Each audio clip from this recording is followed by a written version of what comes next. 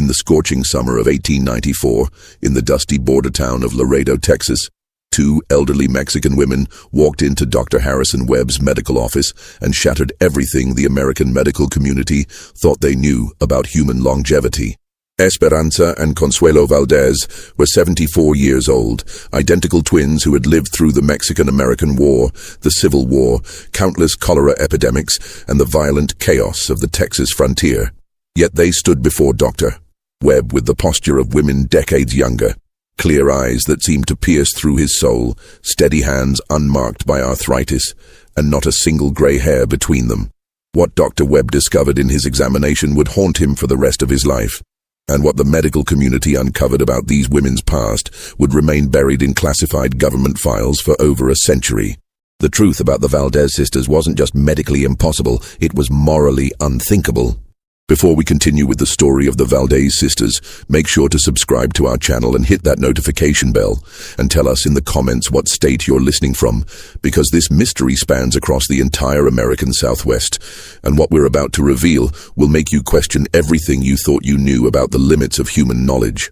The mystery of Esperanza and Consuelo Valdez began long before that fateful day in Dr. Webb's office, in a place that may no longer exist on any map, where the line between healing and horror became forever blurred.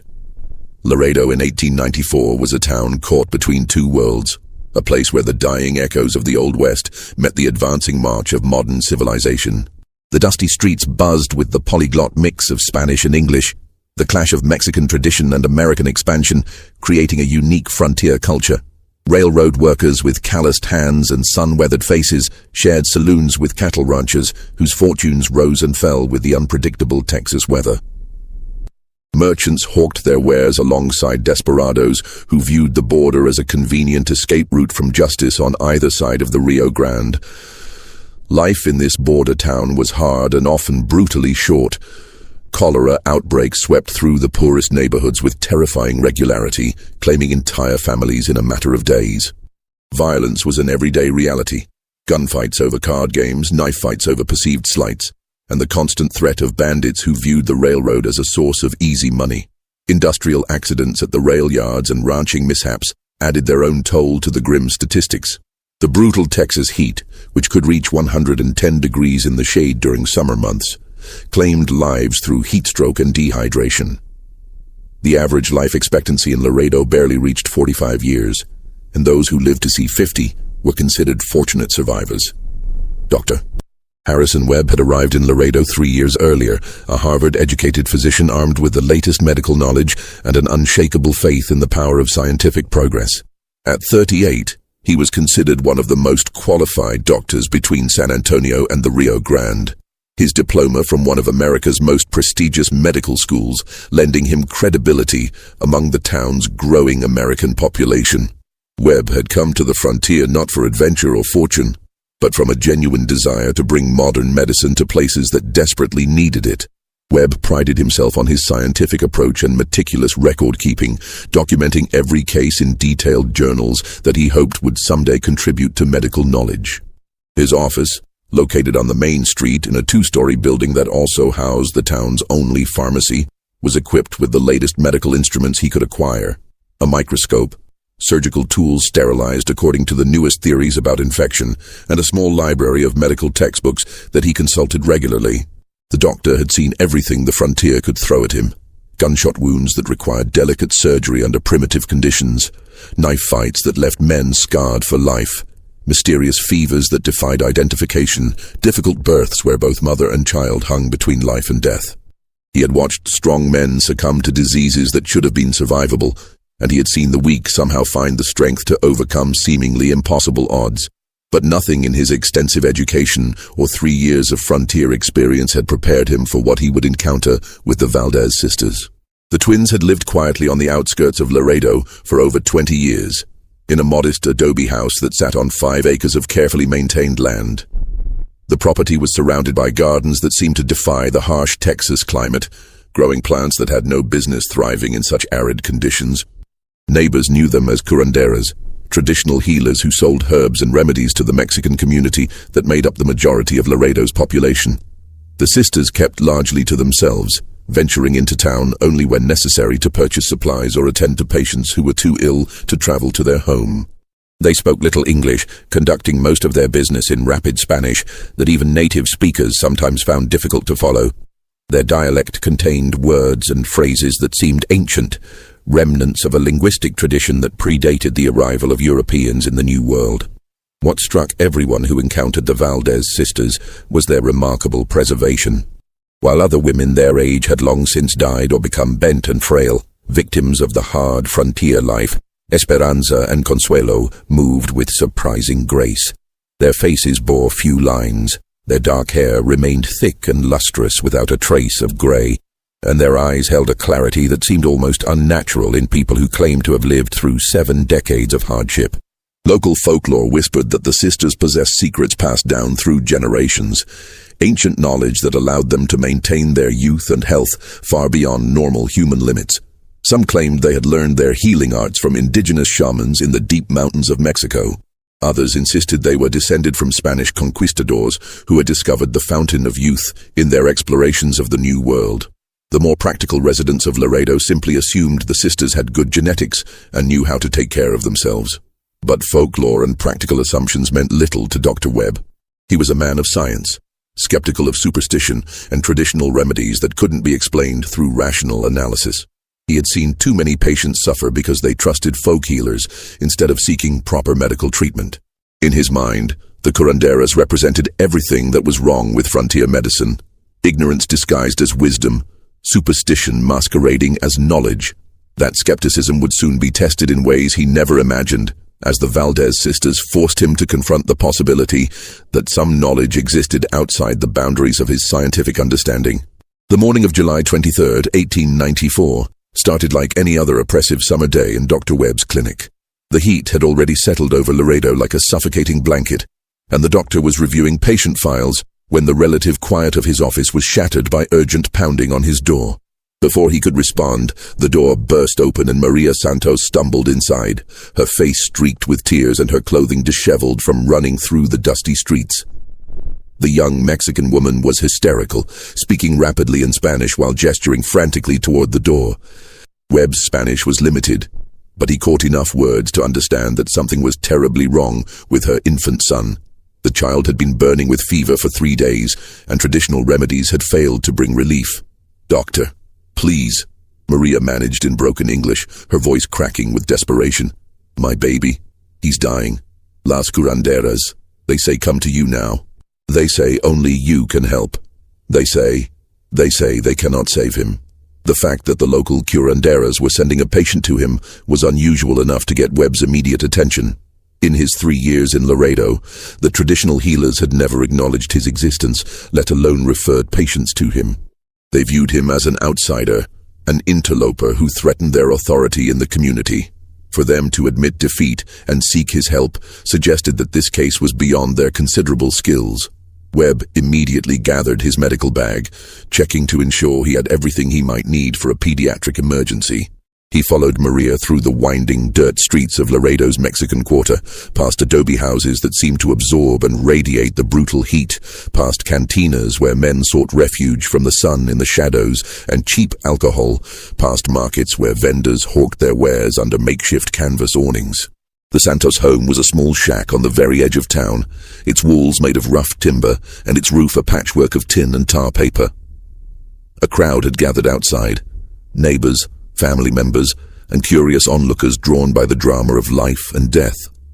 The mood was somber, with women crossing themselves and men removing their hats as Webb approached. It was clear that everyone expected the worst. Inside the sweltering shack, Webb found a scene that would remain etched in his memory forever. The infant lay motionless on a rough wooden table that had been covered with a clean white sheet. The child's tiny body was grey and lifeless, his skin already beginning to take on the waxy appearance that comes shortly after death. But what truly shocked Webb was not the dead child. He had seen infant mortality too many times in his career. But the 2 women standing on either side of the table like sentinels, Esperanza and Consuelo Valdez, stood in perfect symmetry, their hands folded at their waists, their heads bowed at identical angles.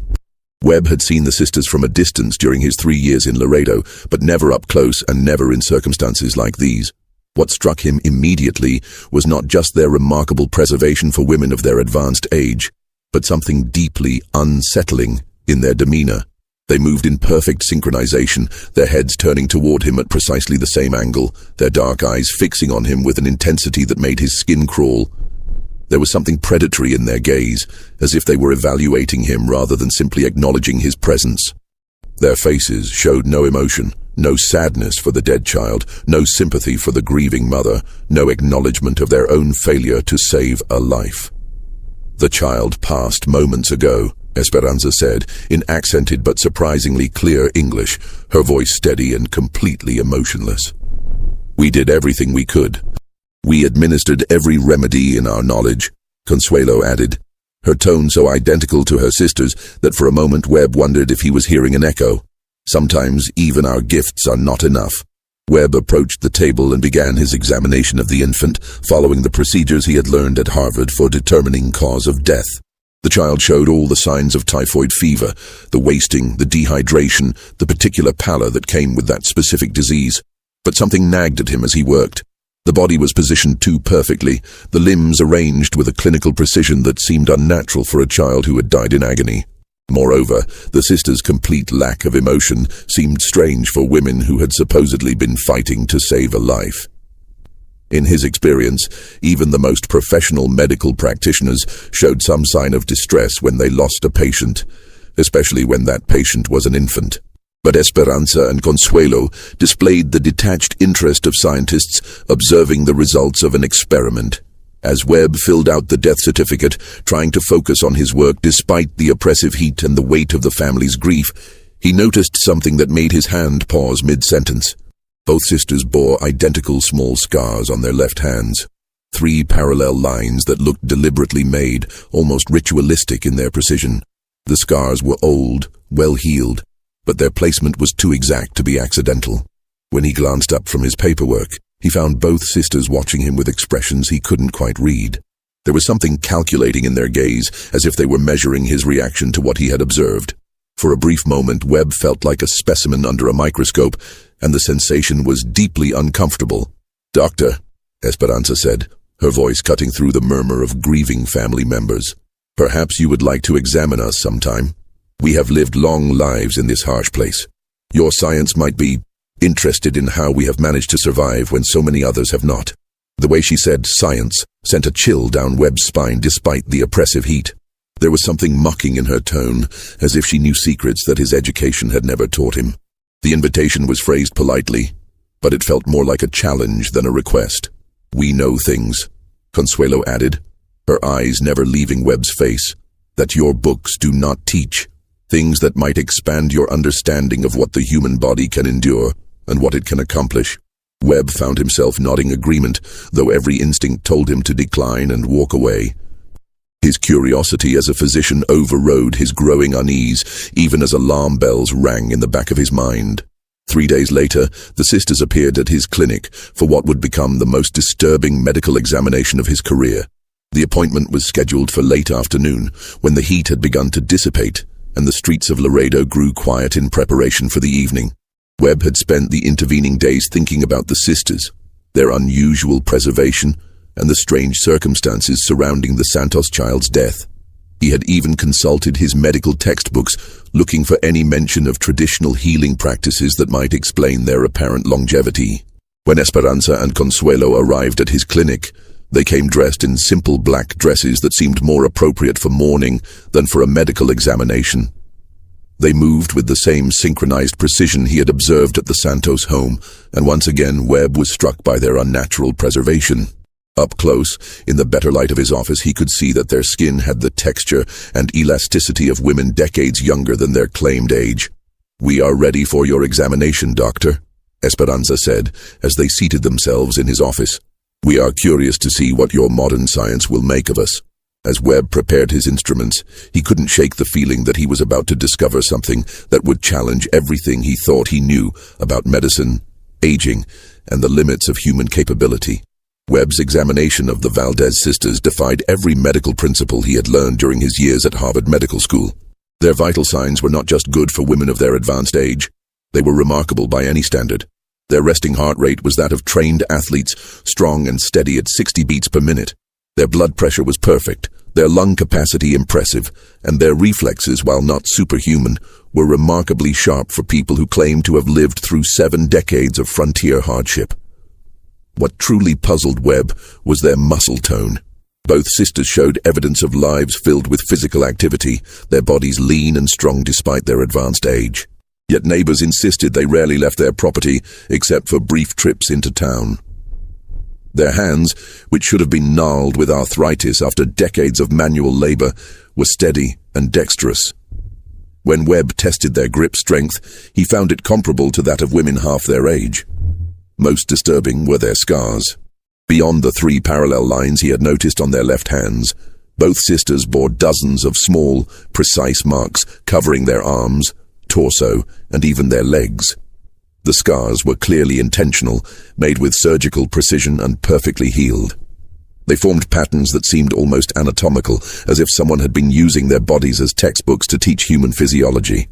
"Where did you acquire these markings?" Webb asked, trying to maintain his professional composure, while examining a particularly intricate pattern of scars on Esperanza's forearm. The sisters exchanged a glance, a quick, almost imperceptible communication that lasted only a fraction of a second, but seemed to convey volumes of information between them. It was Esperanza who finally spoke.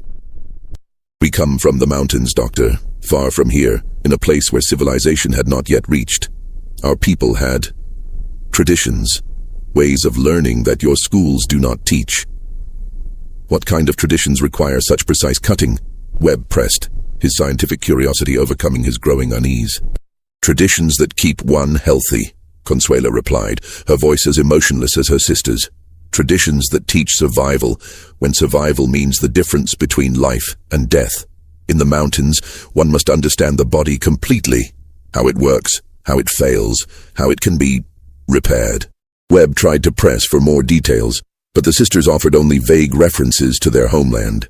They claimed to come from a remote mountain community that they said no longer existed, destroyed by the violence that had swept through northern Mexico during the wars of the mid-1800s. They spoke of their former home in terms that were both nostalgic and ominous, referring to it as a place where ancient knowledge had been preserved and taught to those worthy of learning. Over the following weeks, Webb found himself consumed by thoughts of the Valdez sisters. He measured their lung capacity using the latest spirometry equipment he had ordered from Boston. He tested their reflexes with increasingly complex procedures. He even analyzed samples of their blood under his microscope, searching for any clue that might explain their remarkable preservation. Everything he discovered only deepened the mystery. Their blood showed no signs of the diseases that typically affected people their age. Under microscopic examination, their cells appeared healthier and more robust than those of patients decades younger. Their bone density, as far as he could determine without X-ray equipment, which wouldn't be invented for another year, seemed remarkably strong. Word of Webb's findings began to spread through the small but growing medical community of South Texas. By autumn of 1894, physicians from San Antonio, Austin, and even Dallas had begun making the journey to Laredo to examine the mysterious sisters for themselves. Each examination only confirmed Webb's initial findings and added new puzzles to the growing mystery. Dr. Margaret Chen was among the first to arrive. One of the few female physicians practicing in Texas, Dr. Chen had built her reputation on her willingness to investigate cases that other doctors dismissed as impossible or irrelevant. She was particularly interested in traditional healing practices, having studied various folk medicine traditions throughout the Southwest during her medical training. "Dr. Webb," she confided after conducting her own thorough examination of the sisters, "I've studied traditional medicine throughout the Southwest and northern Mexico. I've interviewed indigenous healers, Spanish colonial curanderos, and even practitioners of African healing traditions brought by escaped slaves. I've never encountered techniques that could preserve health to this degree. These women know things that aren't taught in any medical school I'm aware of." But it was Dr. Chen who first noticed something Webb had missed during his initial examinations.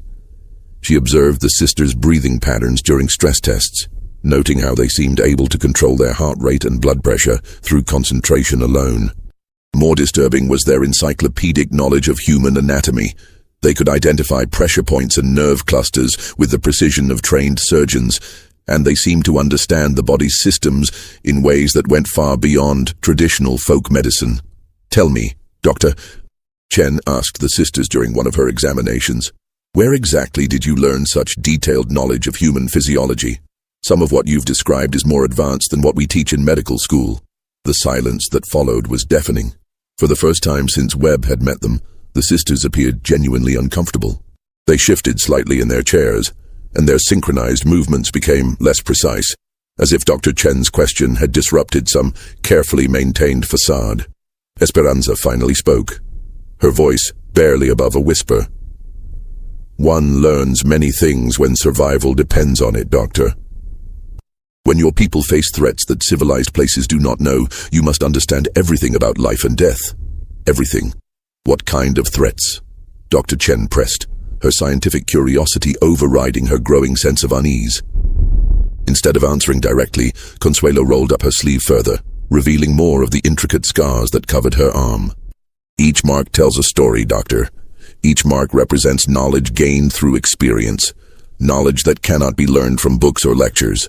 That evening, Dr. Chen pulled Webb aside with a discovery that would change the entire direction of their investigation. While researching territorial records in the courthouse basement, she had found scattered references to a remote mountain settlement called Refugio de las Hermanas, Refuge of the Sisters. The settlement had supposedly existed in the rugged mountains of northern Mexico, but all official references to it stopped abruptly in 1847. "Doctor Webb," Chen said, her voice tense with excitement and apprehension, "I think we need to investigate this further. I found mentions of this place in 3 different sources: a Catholic church record, a Mexican military report, and a territorial survey from 1845. But then nothing.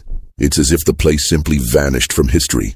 The records, Doctor," Chen had discovered, painted a picture of a thriving religious community that had existed for nearly 2 decades in the Sierra Madre Mountains.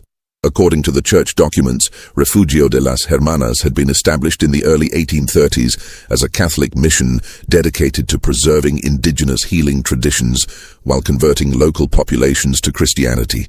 "The strange thing," Chen continued, "is that all the records emphasize the remarkable health and longevity of the settlement's inhabitants. They're described as having virtually no disease, no infant mortality, and lifespans that far exceeded the regional average. The Catholic Church was apparently very interested in studying their methods. But what truly caught Webb's attention was a detail buried in one of the military reports.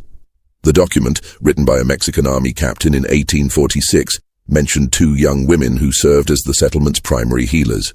The captain described them as twins, possessed of unnatural knowledge of the body's secrets, and skills in both healing and harming that defied explanation. "Dr.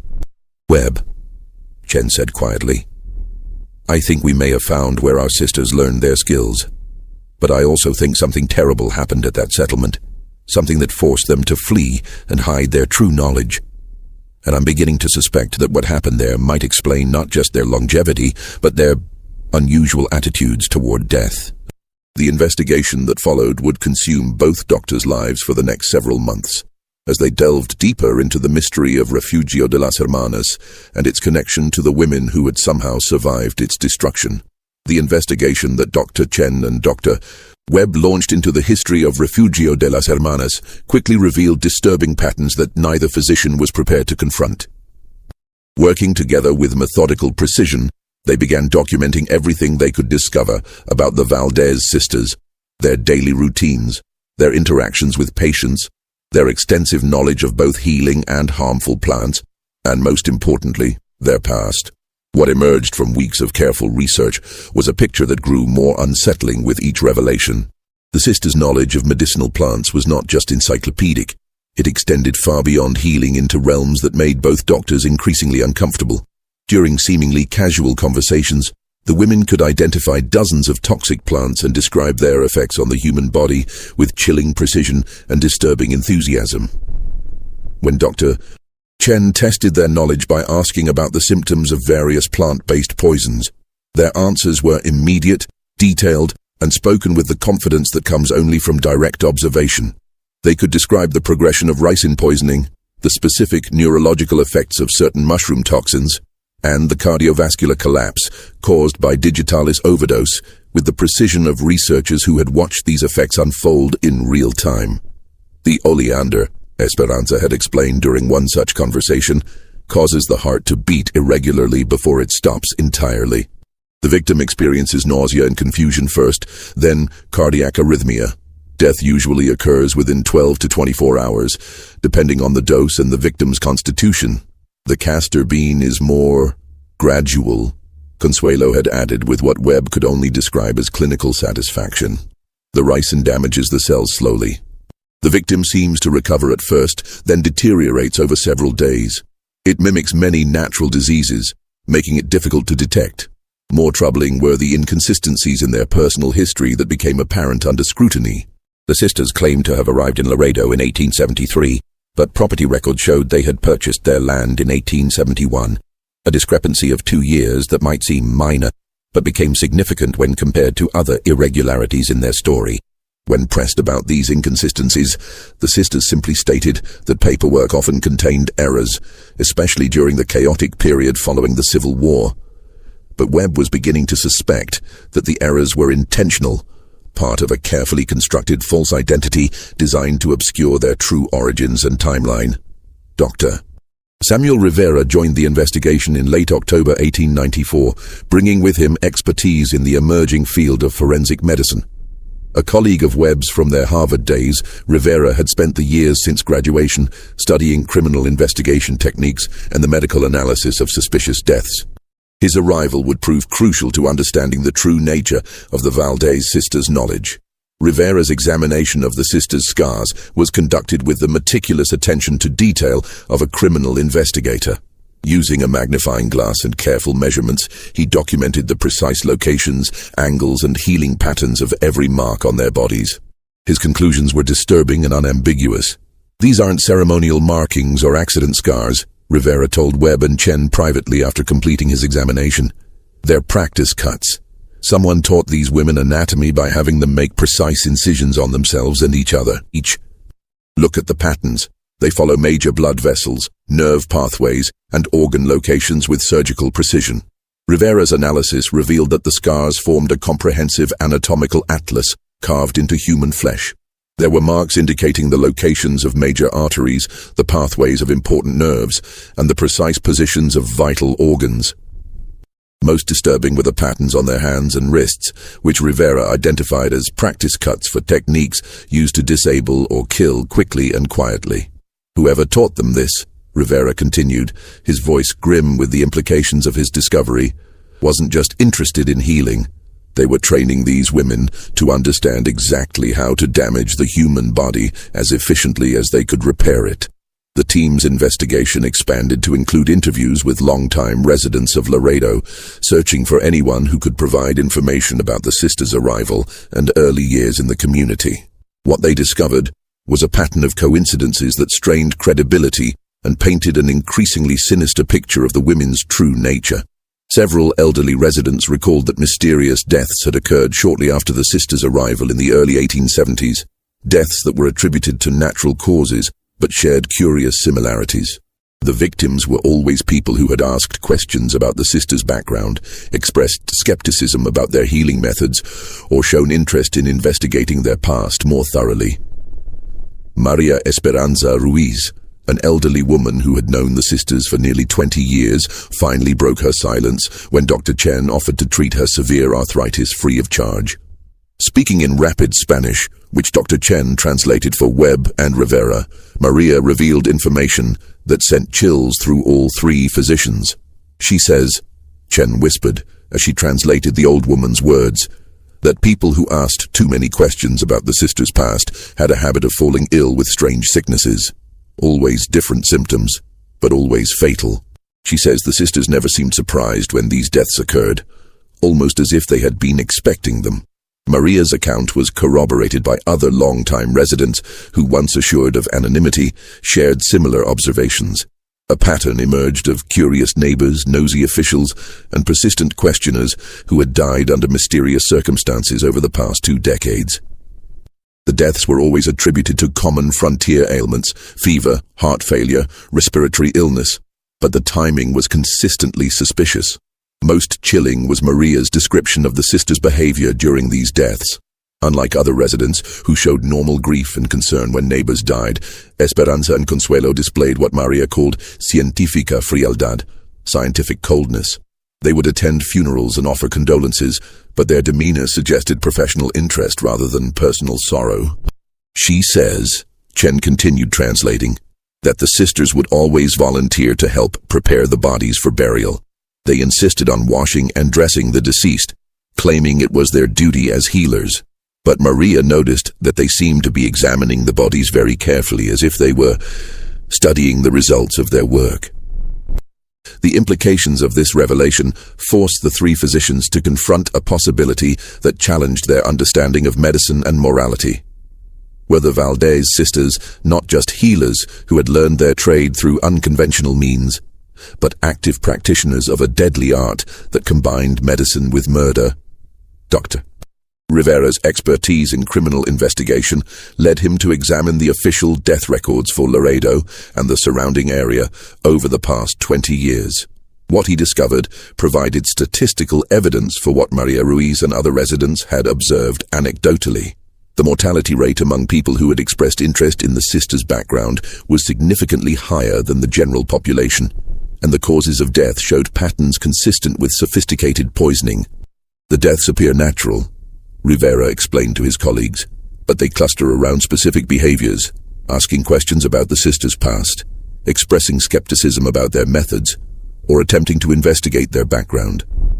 The statistical probability of this being coincidental is virtually zero. As winter approached, the three physicians found themselves facing a moral and professional dilemma that none of their medical training had prepared them to handle. They possessed evidence that two respected members of the community were likely responsible for multiple murders committed over a 20-year period. But the evidence was circumstantial, and the sisters' methods were so sophisticated that proving criminal activity would be nearly impossible using the forensic techniques available in 1894. Just when we thought we'd seen it all, the horror in Laredo intensifies. If this story is giving you chills, share this video with a friend who loves dark mysteries, hit that like button to support our content, and don't forget to subscribe to never miss stories like this. Let's discover together what happens next, because what the medical team uncovered about the sisters' true past would shake the very foundations of their understanding of human nature. Winter of 1894 brought an unexpected opportunity for deeper investigation when Professor Edmund Hartley arrived in Laredo as part of his research into indigenous cultures of northern Mexico. A distinguished anthropologist from the University of Chicago, Hartley had spent the better part of a decade traveling throughout the Southwest, documenting the customs, beliefs, and historical traditions of various ethnic groups in the region. When Dr. Webb shared his team's findings about the Valdez sisters, Hartley's extensive knowledge of regional history proved invaluable. The professor's personal journals contained references to dozens of remote communities, religious settlements, and isolated groups that had existed throughout northern Mexico during the turbulent mid-1800s. Refugio de las Hermanas, Hartley mused, consulting his extensive notes while seated in Webb's office on a cold December evening. I've heard whispers of this place during my travels through Chihuahua and Coahuila. The local indigenous people speak of it in hushed tones, calling it El lugar donde murió la paz, the place where peace died. Hartley's research had uncovered fragments of a story that was far more disturbing than anything the medical team had imagined. According to oral traditions he had collected from various sources throughout northern Mexico, Refugio de las Hermanas had been established in the early 1830s as a religious commune led by a charismatic Catholic priest who preached the importance of isolation from what he called the corrupted outside world. The settlement had initially thrived, becoming known throughout the region for its remarkable agricultural success and the extraordinary health and longevity of its inhabitants. Travelers' accounts from the 1830s and early 1840s described a community where disease was virtually unknown, where even the elderly maintained their strength and vitality, and where the knowledge of healing seemed to exceed anything found in the civilized world. But Hartley's research revealed that something had gone terribly wrong during the winter of 1846 to 47, coinciding with the Mexican-American War. Official Mexican Army records, which Hartley had uncovered during his research in Mexico City archives the previous year, contained brief but disturbing references to a military expedition sent to investigate reports of violence and disappearances at the settlement. The official report, Hartley explained to Webb, Chen, and Rivera as he shared his findings, states that the settlement appeared to have been evacuated hastily. The buildings were intact, personal belongings were left behind, and there were signs of recent habitation, but no people were found alive. However, Hartley had also discovered unofficial accounts, letters that soldiers had written to their families, personal diaries that had never been submitted to official military records, and testimony given years later by veterans of the expedition. These sources told a very different and much more horrifying story. According to these unofficial accounts, Hartley continued, his voice dropping to a whisper, the soldiers found evidence of systematic violence throughout the settlement. They described finding bloodstains that suggested dozens of deaths, personal belongings scattered as if people had fled in terror. And most disturbing of all, what appeared to be some kind of ritual chamber where they discovered carefully arranged human bones. The expedition's unofficial findings suggested that Refugio de las Hermanas had not been evacuated. It had been the site of a massacre. But the evidence indicated that this had not been an attack by outside forces. The violence appeared to have come from within the community itself, as if the residents had turned on each other in some kind of systematic slaughter. What makes this directly relevant to your investigation, Hartley said, leaning forward with obvious excitement and apprehension, is what one soldier wrote about the survivors. According to his letter to his wife, the expedition found evidence that a small group had escaped into the mountains before whatever happened at the settlement occurred. The letter specifically mentions twin girls who knew the healing arts and the killing arts with equal skill. The pieces were beginning to form a horrifying picture that challenged everything the medical team thought they understood about the Valdez sisters. Webb felt his stomach lurch as he realized the implications of Hartley's research. If the professor's information was accurate, then Esperanza and Consuelo were not just survivors of some distant tragedy. They were potentially witnesses to, or even participants in, mass murder. Webb arranged for a private meeting with the sisters under the pretext of conducting follow-up medical examinations. But this time, he came prepared with specific questions about Refugio de las Hermanas and armed with the knowledge that Hartley's research had provided. The sisters arrived at his clinic on a cold January evening in 1895, dressed in their usual simple black clothing and moving with their characteristic synchronized precision. But Webb noticed immediately that something was different about their demeanor. They seemed more alert, more cautious, as if they sensed that the nature of their relationship with the medical community had changed. "We understand you have been asking questions about our past, Doctor," Esperanza said as they settled into chairs in Webb's office. "Questions that go beyond medical curiosity. Knowledge has a way of spreading," Consuelo added, her dark eyes fixed intently on Webb's face. "Sometimes that knowledge brings understanding. Sometimes it brings danger." Webb felt his heart rate increase as he realized that the sisters were aware of his investigation. They knew that he and his colleagues had been researching their background, and their calm acknowledgement of this fact was somehow more terrifying than if they had seemed surprised or defensive. "I'm a scientist," Webb replied, trying to keep his voice steady despite the growing tension in the room. "It's my nature to ask questions when I encounter something I don't understand. Your longevity, your knowledge, your remarkable health. These things fascinate me from a medical perspective." "And what have your questions revealed, Doctor?" Esperanza asked, tilting her head at an angle that somehow made her appear predatory, despite her advanced age. Webb decided that directness was his only option. "They've revealed references to a place called Refugio de las Hermanas, a settlement in the mountains of northern Mexico that apparently no longer exists." The silence that followed was deafening. For the first time since Webb had known them, the sisters' composed facade showed cracks. Esperanza's hand trembled slightly as she reached for her cup of tea, and Consuelo's eyes darted toward the door, as if calculating an escape route.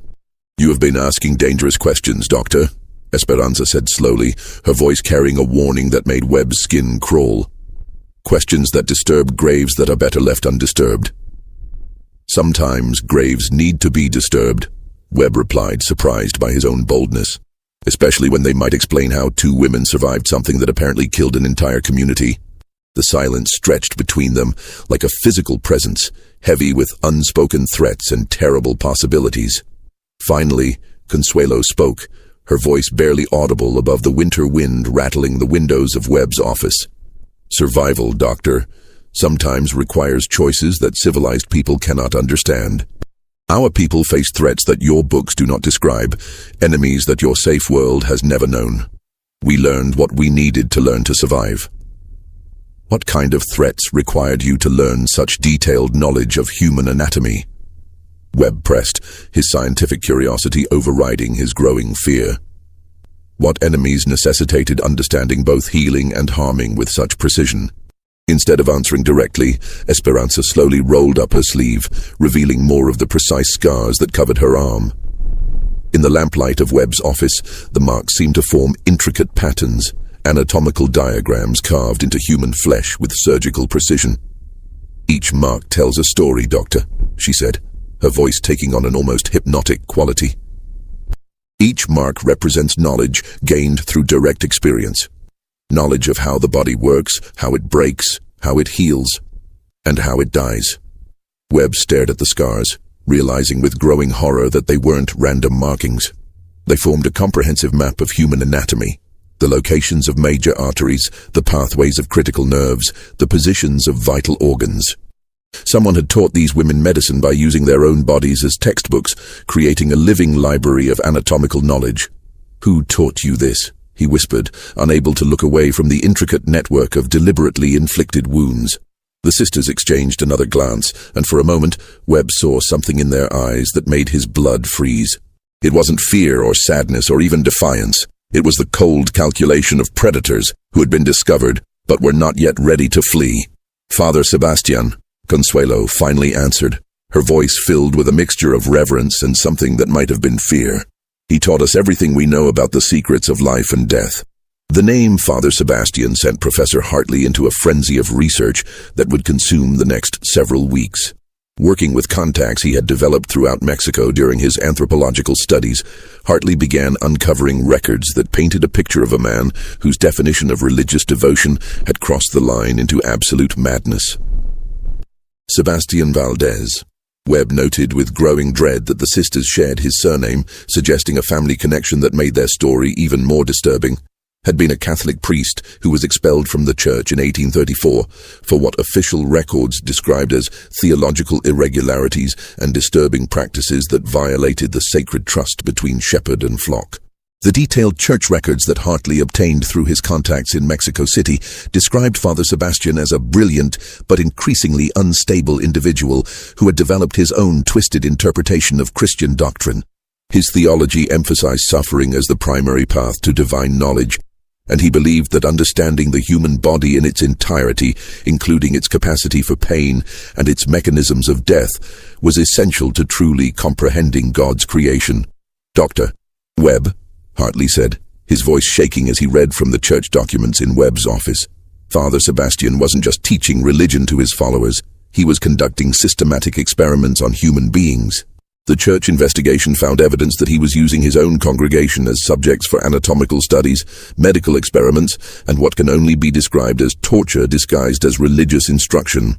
The full scope of Father Sebastian's activities became clear through painstaking research that combined church records, Mexican military archives, and oral traditions that Hartley had collected throughout northern Mexico.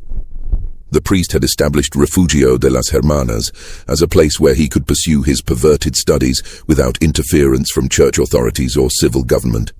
Father Sebastian had selected a group of children from among his most devoted followers, including twin girls who would eventually become Esperanza and Consuelo, for what he called advanced theological education. Under the guise of religious instruction, he had taught them subjects that no children should ever learn.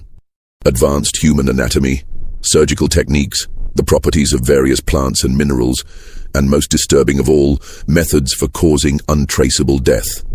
The priest's curriculum had included lessons in what he called the sacred mysteries of the flesh. Students were required to study anatomy by making precise cuts on their own bodies and observing the results. They learned the effects of various poisons by administering them to animals and documenting the progression of symptoms. Most horrifying of all, they practiced surgical techniques on living subjects, initially animals, but eventually, according to testimonies that survived in fragmentary form, on human volunteers from among the commune's most fanatical adherents. The commune thrived because Father Sebastian had created a population of individuals with advanced medical knowledge.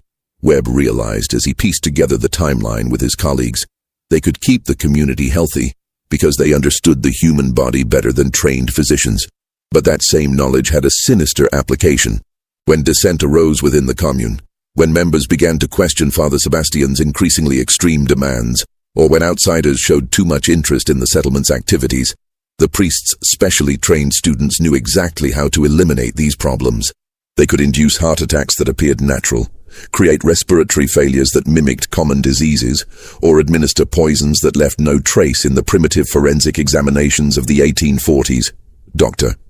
Chen, who had been researching similar religious communes throughout Mexico and the American Southwest, uncovered the final piece of the puzzle that explained what had happened during the winter of 1846-47.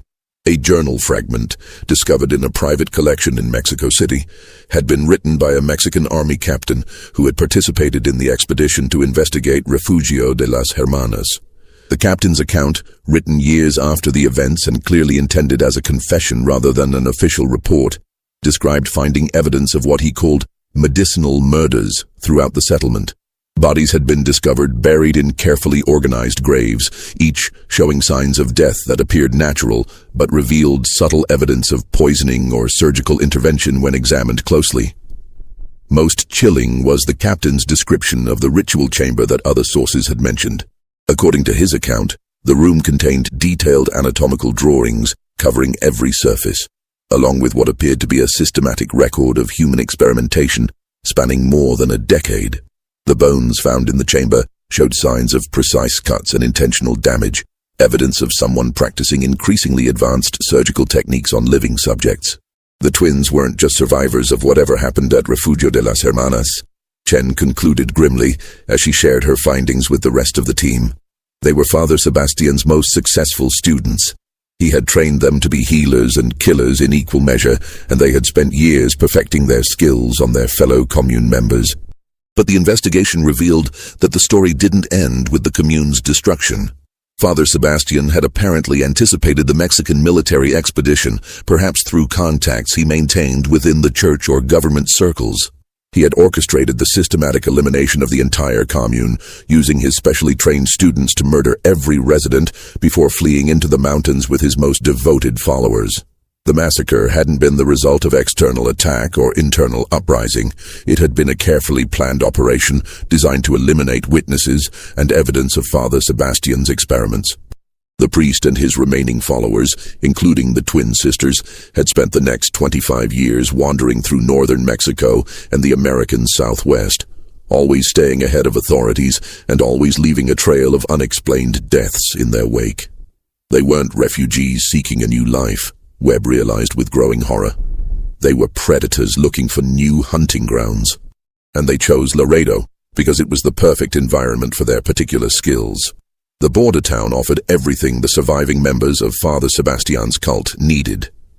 A population that trusted traditional healers, minimal law enforcement, poor communication with outside authorities, and a constant flow of travelers and transients whose disappearances wouldn't be investigated thoroughly. As curanderas, the sisters could practice their legitimate medical knowledge openly while using their darker abilities to eliminate anyone who grew too curious about their past. Dr. Rivera's forensic analysis of the death records confirmed what the team's research had suggested. Over 20 years in Laredo, at least 30 people had died under suspicious circumstances after expressing interest in the sisters' background or questioning their methods. The deaths had been spaced out over time and attributed to various natural causes, but the pattern was unmistakable to anyone who knew what to look for. Webb realized with growing terror that he himself was now in mortal danger. His investigation had uncovered too much, asked too many questions, penetrated too deeply into secrets that had been hidden for nearly 50 years. As he sat in his office reviewing his notes on the evening of March 15, 1895, he made a decision that would save his life. Instead of confronting the sisters directly, or attempting to gather more evidence. He quietly copied all his research and distributed it to colleagues throughout Texas and beyond. He wrote detailed letters to Dr. Chen, Professor Hartley, Dr. Rivera, and medical colleagues in San Antonio, Austin, Dallas, and even Boston, explaining his fears and asking them to contact federal authorities immediately if anything happened to him. He also prepared a comprehensive report detailing everything the team had discovered about the Valdez sisters, Father Sebastian, and the Refugio de las Hermanas commune. Copies of this report were sent to the Texas Rangers, federal marshals, and even officials in Mexico who might be interested in closing a case that had remained unsolved for nearly 50 years. It was a prescient decision that demonstrated the analytical thinking that had made Webb a successful physician. The next morning he woke feeling violently ill, with symptoms that perfectly matched several of the mysterious deaths he had investigated over the past year. But this time, the sisters had made a crucial mistake.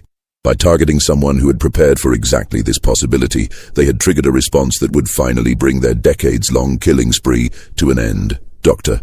Webb's sudden illness mobilized his colleagues with unprecedented speed and coordination.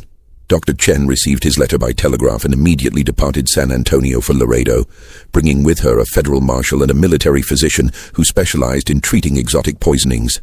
Professor Hartley, meanwhile, had already contacted Mexican authorities with his research about Father Sebastian and the Refugio de las Hermanas commune, setting in motion an international investigation that had been waiting nearly 50 years for resolution.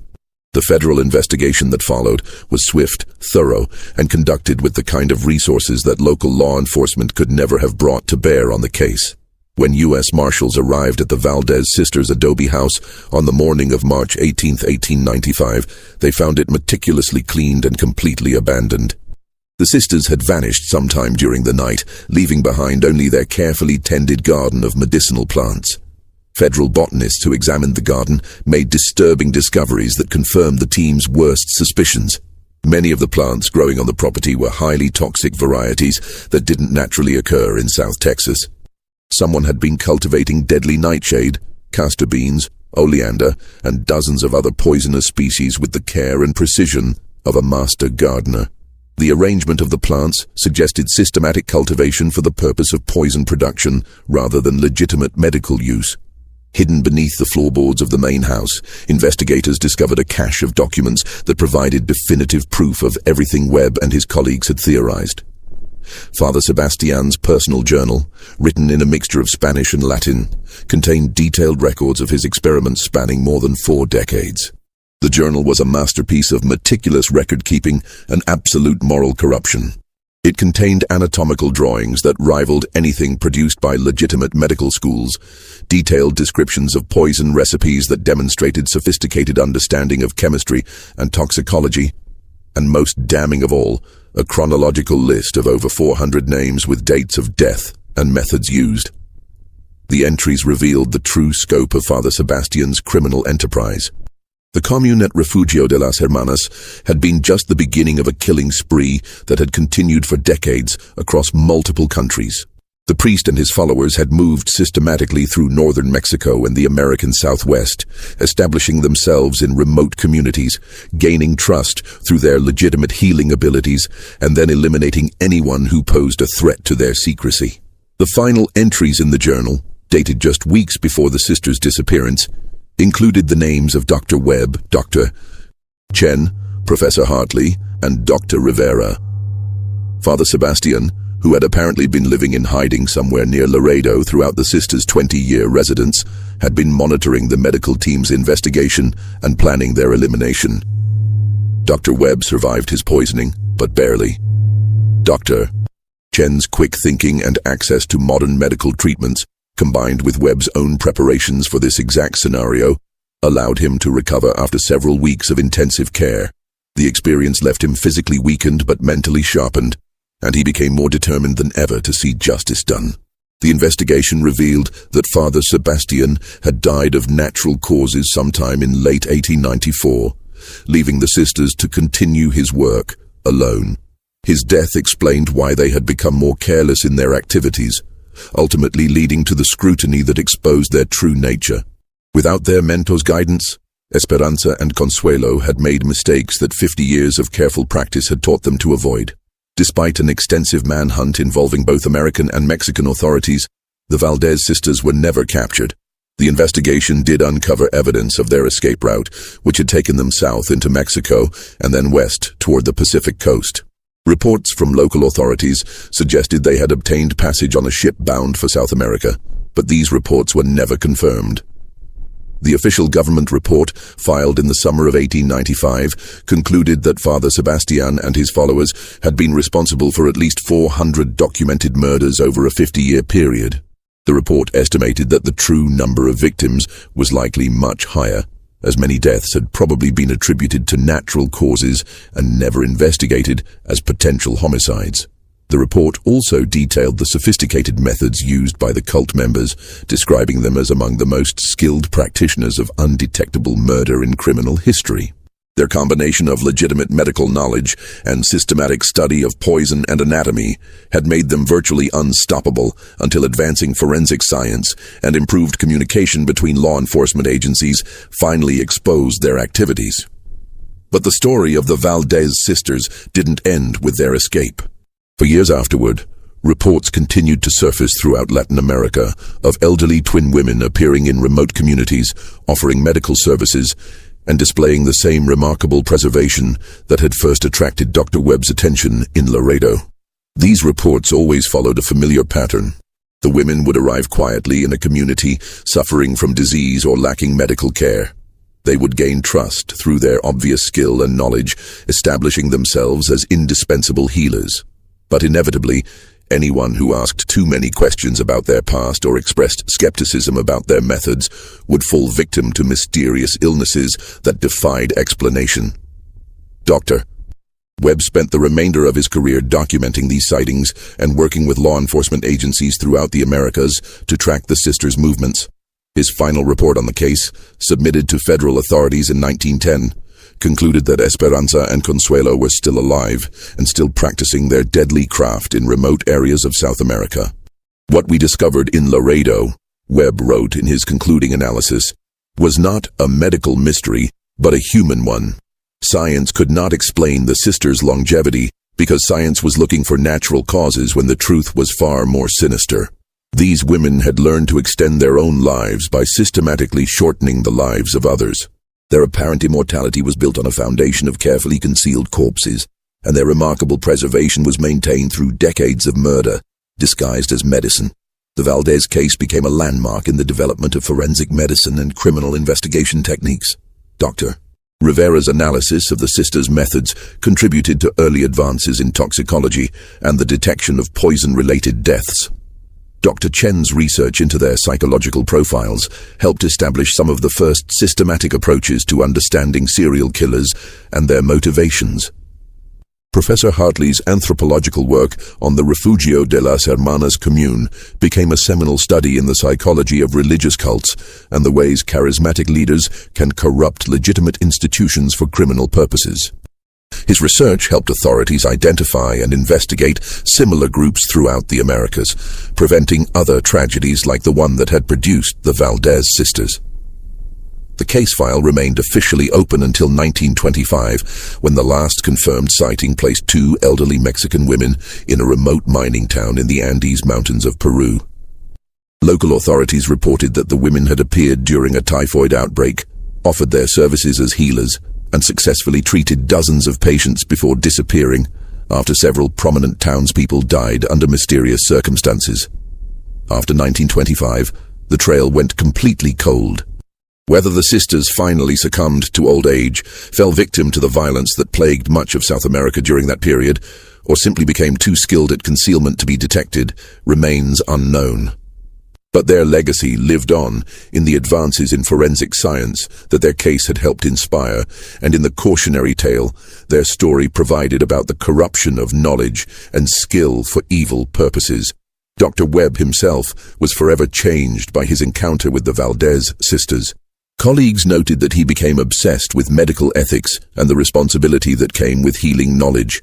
He spent his later years advocating for strict oversight of medical practice and warning against the dangers of allowing medical knowledge to exist without moral constraints. The adobe house where the sisters had lived became a source of local folklore in Laredo. After their disappearance, the property was sold to a series of owners who attempted to convert it into various businesses: a boarding house, a restaurant, a small hotel.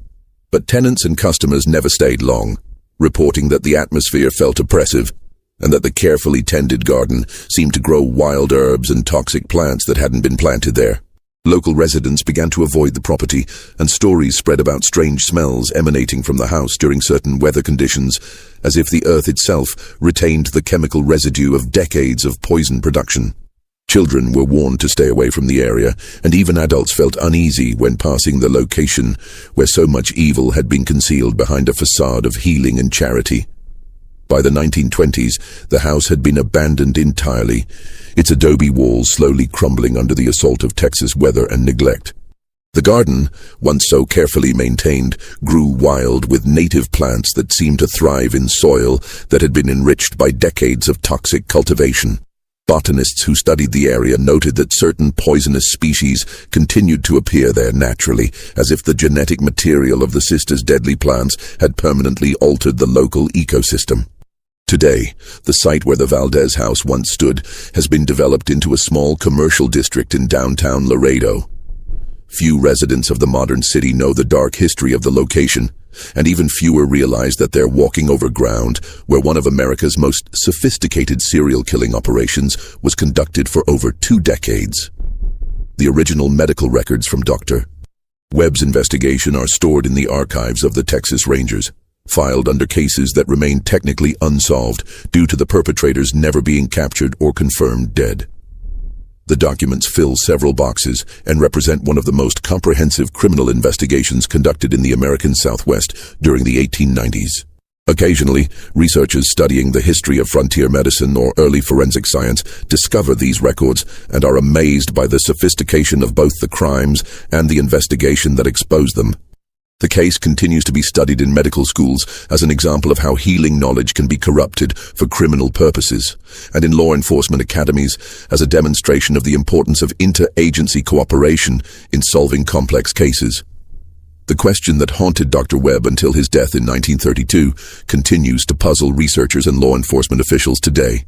How many other students did Father Sebastian train during his decades of operation? How many other communities throughout the Americas harbored individuals with the knowledge to heal and kill with equal skill? And in our modern world, with its advanced medical technology and global communication networks, could such systematic deception and murder still be possible? Recent advances in DNA analysis and computer-assisted crime pattern recognition have led some researchers to wonder whether the Valdez sisters' methods might be detectable in historical death records that were never properly investigated. Several ongoing projects are using modern forensic techniques to re-examine suspicious death clusters from the late 19th and early 20th centuries, searching for patterns that might indicate the presence of other practitioners of Father Sebastian's deadly arts.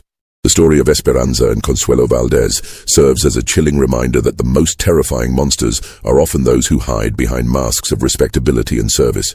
These women weren't supernatural creatures with mystical powers. They were simply human beings who had been taught that survival justified any action, no matter how horrific, and who had spent decades perfecting the art of murder disguised as medicine. Their apparent longevity wasn't the result of magical knowledge or supernatural intervention. It was the product of systematic elimination of anyone who posed a threat to their secrets. Their remarkable health wasn't maintained through ancient wisdom or special genetics. It was preserved through decades of careful planning, meticulous execution, and the willingness to kill anyone who asked too many questions. Perhaps most disturbing of all, their story demonstrates how easily communities can be deceived by individuals who combine genuine skill with hidden malevolence. The residents of Laredo trusted the sisters because their healing abilities were real and their medical knowledge was extensive. The tragedy wasn't that they were frauds, it was that they were exactly what they appeared to be, but with a horrifying additional dimension that remained hidden until it was almost too late. This mystery shows us that the most dangerous knowledge is that which can be used for both good and evil, and that the greatest evil often wears the mask of the greatest good. The Valdez sisters weren't ancient creatures with mystical powers. They were simply people who had learned that survival sometimes requires choices that civilized society cannot comprehend or forgive. What do you think of this story? Do you believe everything was revealed, or do you think there might be other secrets still waiting to be uncovered? Leave your comment below and share your theories about what really happened to the sisters after they disappeared. If you enjoyed this tale and want more horror stories like this, subscribe, hit the notification bell, and share with someone who loves mysteries that blur the line between medicine and murder. See you in the next video, where we'll explore another dark chapter in American history that science struggled to explain.